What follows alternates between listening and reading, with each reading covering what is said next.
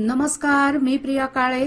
तरुण भारतच्या न्यूज बुलेटिनमध्ये आपल्या सर्वांचं स्वागत. आता पाहूया ठळक घडामोडी. बेळगाव शहरातील गांधीनगर येथील एका भांडी दुकानाच्या गोदामातील लाखो रुपये किमतीची तांब्या पितळेची भांडी चोरट्यांनी लंपास केल्याची घटना शनिवारी सकाळी उघडकीस आली. राष्ट्रीय महामार्गाजवळ अभि मेटल स्टोअर्समध्ये हा चोरीचा प्रकार घडला आहे. शुक्रवारी रात्री उशिरा गोदाम फोडून चोरट्यांनी तांबे, पितळ, अॅल्युमिनियम आणि स्टील अशी एकूण तब्बल 30 लाख रुपये किमतीची भांडी पळवली आहेत. या प्रकरणी माळमारुती पोलीस ठाण्यात गुन्हा दाखल झाला असून पोलिसांनी तपासकार्य हाती घेतले आहे.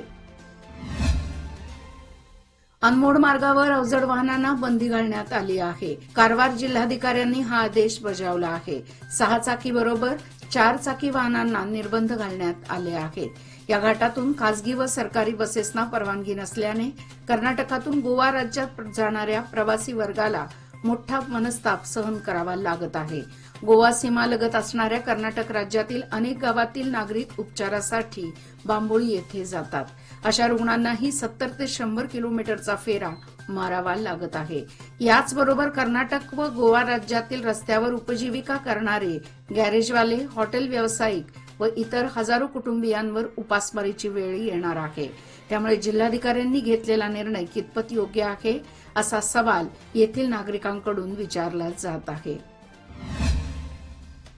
राष्ट्रीय लोक अदालत शनिवारी पार पडली. या अदालतीत प्रलंबित खटले निकालात काढण्यात आले. 3 महिन्यानंतर ही लोक अदालत भरवण्यात आली होती. त्यामुळे पक्षकारांनी याचा लाभ घेतला. जिल्हा कायदा सेवा प्राधिकार सचिव मुरली मनोहर रेड्डी यांनी आवाहन केले होते. याला प्रतिसाद देत पक्षकार मोठ्या संख्येने दाखल झाले होते. यावेळी फौजदारी, कर्जवसुली, बँक, विमा, दिवाणी आणि कौटुंबिक खटले निकालात काढण्यात आले. जुना पीबी रोड ते कपिलेश्वर कॉलनी एसपीएम रोड दरम्यानच्या रस्त्याची दुर्दशा झाली आहे. त्यामुळे वाहनधारकांना नाहक त्रास सहन करावा लागत आहे. तातडीने या रस्त्याची दुरुस्ती करावी अशी मागणी होत आहे. या रस्त्याची दुर्दाण झाली मात्र प्रशासनाने याकडे कानाडोळा केला आहे. यासाठी निवेदन देऊन आंदोलने छेडण्यात आली आहेत. या रस्त्यावरून प्रवास करणेही कठीण झाले आहे. रस्त्यात मोठे खड्डे पडले असून या रस्त्यावरून नागरिकांनी कसे जायचे असा प्रश्न उपस्थित होत आहे. बेळगाव तालुक्यातील बेळगुंदी येथे बांधण्यात येणाऱ्या सुसज्ज मैदानाच्या जागेची आमदार चंद्रराज हट्टीहोळी यांनी पाहणी केली. त्यावेळी ते म्हणाले की जिल्ह्यात आतापर्यंत एकही मल्टी स्टेडियम नाही. त्यामुळे मंत्री लक्ष्मी हेब्बाळकर यांच्या प्रयत्नातून आणि क्रीडा विभागाच्या वतीने ग्रामीण भागात हे पहिले मल्टी स्टेडियम उभारले जाणार आहे. या मैदानावर क्रिकेट, कुस्ती, जलतरण तलाव, कबड्डी, व्हॉलीबॉल इत्यादी खेळांसाठी सेवा पुरवण्याचे उद्दिष्ट आहे. लवकरच आराखडा तयार करून बांधकामाला सुरुवात करणार असल्याचे स्पष्ट केले गेले. यावेळी क्रीडा विभागाचे उपसंचालक बी श्रीनिवास, शिवाजी बोकडे, गावातील आणि परिसरातील आजी माजी खेळाडू उपस्थित होते. महिलांची शक्ती हीच समृद्ध भविष्याची निर्मिती. लोकमान्य घेऊन आले आहेत महिला उन्नती योजना, जी देते तुमच्या गुंतवणुकीवर 10% आकर्षक व्याजदर फक्त 500 दिवसांकरिता. किमान गुंतवणूक 10,000 रुपये. अधिक माहितीसाठी आजच कॉल करा 1800-212-4050. योजना फक्त महिला सभासदांकरिता. नियम अटी लागू. लोकमान्य, जिथे पैसे वाढतात आणि नातं वृद्धिंगत होतं. भारत विकास परिषदेतर्फे 62वा स्थापना दिन, डॉक्टर्स डे आणि चार्टर्ड अकाउंटंट डे असा संयुक्त कार्यक्रम नुकताच जीजीसी सभागृहात उत्साहात साजरा झाला. प्रमुख अतिथी म्हणून सीए श्रीनिवास शिवणगी, डॉक्टर मिलिंद हलगेकर आणि डॉक्टर उज्ज्वल हलगेकर उपस्थित होते. ज्येष्ठ चार्टर्ड अकाउंटंट श्रीनिवास शिवणगी आणि आयएमएचे माजी अध्यक्ष डॉक्टर मिलिंद हलगेकर यांना त्यांच्या उत्कृष्ट सेवा कार्याबद्दल सपत्नीक शाल, पुष्पगुच्छ व स्मृतिचिन्ह देऊन सन्मानित करण्यात आले.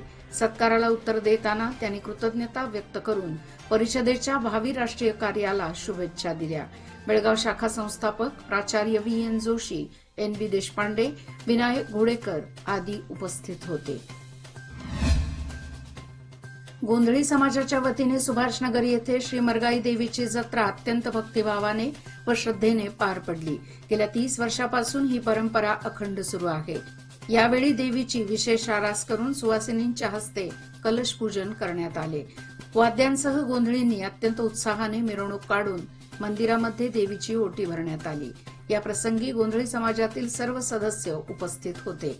गोंधळी समाजाचे अध्यक्ष कृष्णा माने, उपाध्यक्ष लक्ष्मण भिसे, गोंधळी समाज कार्यवाह गोपाळ भिसे यासह इतर सदस्यांनी पुढाकार घेतला होता. येत्या 26 जुलै रोजी देशभरात कारगिल विजयाचा 25वा वर्धापन दिन साजरा होत आहे. मात्र या युद्धात शहीद झालेल्या जवानांच्या वारसदारांना अद्याप सरकारकडून कोणतीच मदत मिळालेली नाही. बेळगाव जिल्ह्यातील सुमारे 7 जवानांनी कारगिल युद्धात आपल्या प्राणांची आहुती दिली. तेव्हा वीरपत्नींना आर्थिक स्थिती सुधारण्यासाठी विविध प्रकारची मदत देण्याचे आणि शहीद जवानांच्या मुलांना सरकारी नोकऱ्या देण्याचे आश्वासन सरकारने दिले होते. मात्र अद्याप याकडे दुर्लक्ष झाले आहे. आता तरी आम्हाला न्याय मिळवून द्या अशी मागणी त्यांनी केली आहे. गेल्या काही दिवसात वाहन चोरीच्या घटनेत बेळगावमध्ये कमालीची वाढ झाली आहे. विशेष करून यामध्ये दुचाकींना जास्त लक्ष केले जात आहे. शहरी भागात चोरट्यांनी दहशत माजवली आहे.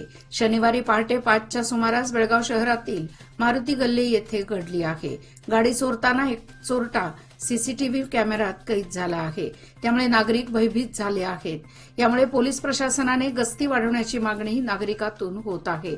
या व्हिडिओमध्ये एक चोरटा गाडी ढकलत दूर नेताना दिसत आहे. आगामी मोहरम सणाच्या पार्श्वभूमीवर शनिवारी शांतता बैठक झाली. या बैठकीत मोहरम सण शांततेत साजरा करण्याविषयी आवाहन करण्यात आले.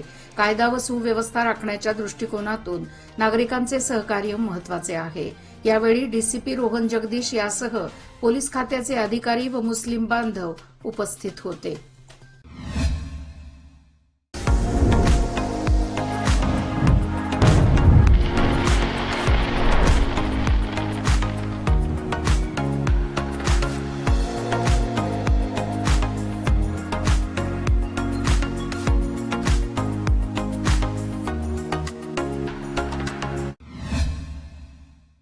मागील अनेक वर्षापासून भटक्या विमुक्त जातीतील आदिवासी समाज सुसंस्कृत समाजापासून वंचित राहिला आहे. वसाहतवाद, नैसर्गिक आपत्ती आणि इतर अपरिहार्य कारणामुळे हा समाज भटकंती करत आहे. समाज कल्याण विभागांनी भटक्या विमुक्त जातीतील समाजाला शासकीय योजना वेळेत पुरवणे आवश्यक आहे. या योजनापर्यंत एजंटचा विळखा वाढत आहे. तो तातडीने थांबवावा आणि लाभार्थ्यांना सुरळीत योजना पुरवाव्यात असे आवाहन कर्नाटक राज्य अनुसूचित जाती जमाती भटक्या विमुक्त विकास महामंडळाच्या अध्यक्षा पल्लवी जी यांनी शनिवारी पत्रकार परिषदेत केले. कर्नाटक रोलर स्केटिंग असोसिएशन आयोजित दुसरा ranking open state roller skating championship आणि केंद्रीय विद्यालय झोनल चॅम्पियनशिप 2024 ही स्पर्धा शिवमोग्गा व बेंगळुरू येथे 7 ते 11 जुलै 2024 रोजी पार पडली. बेळगाव जिल्हा रोलर स्केटिंग असोसिएशनचे स्केटर्सनी या स्पर्धेमध्ये सहभाग घेतला होता. बेळगावच्या स्केटर्सनी 4 सुवर्ण, 3 रौप्य व 2 कांस्य पदके पटकावली आहेत. हेब्बाळ तालुका हुक्केरी येथील 3 बंद घरासह एका पतसंस्थेत अज्ञातांनी चोरीचा प्रयत्न केला. मात्र या ठिकाणी हाती काहीच लागले नाही. पतसंस्थेतील किरकोळ रक्कम व साहित्याची चोरी करून चोरट्यांनी पोबारा केला. ही घटना गुरुवारी मध्यरात्री घडली असून शुक्रवारी सकाळी चोरीचा प्रकार उघडकीस आला. बंद घर व पतसंस्थेच्या कार्यालयाचे टाळे तोडून घरातील साहित्य इतरत्र विस्कटून शोधाशोध केली, पण त्यांना काहीच मिळाले नाही. पतसंस्थेत किरकोळ रक्कम हाती लागली. या घटनेची नोंद संकेश्वर पोलीस ठाण्यात झाली असून पोलीस निरीक्षक व त्यांच्या पथकाने घटनास्थळी धाव घेऊन पाहणी केली. चोरट्यांचा सुगावा घेण्याचे काम सुरू असून परिसरातील सीसीटीव्हीचा आधार पोलीस घेत आहेत.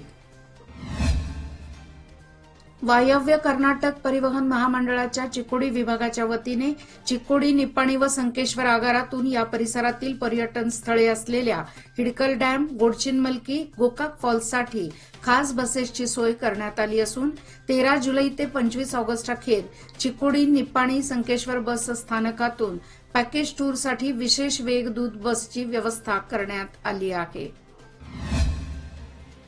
कोगनोळीचा आठवडी बाजार प्रत्येक शुक्रवारी भरतो. या बाजारामध्ये कोगनोळी व पंचक्रोशीतील व्यापारी वर्ग मोठ्या प्रमाणात भाजीपाला घेऊन विक्रीसाठी येत असतात.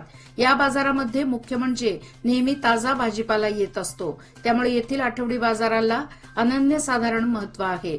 दुपारी 4 ते रात्री 8 वाजेपर्यंत बाजार भरतो. या 4 तासामध्ये बाजारात मोठी उलाढाल होत असते. आजच्या शुक्रवारी दोडका, गवारी व वांग्यांनी 100 पार केली होती, तर अन्य मालाचे दरही 80 ते 90 रुपये किलोच्या आसपास होते. याचबरोबर आजचे बातमीपत्र इथेच संपले. अधिक माहिती आणि ताज्या घडामोडी करता पाहत रहा तरुण भारत न्यूज चॅनल. तसेच आमच्या चॅनलला लाईक, शेअर आणि सबस्क्राईब करायला विसरू नका. आणि विश्वासार्ह बातम्यासाठी दररोज वाचा दैनिक तरुण भारत. धन्यवाद.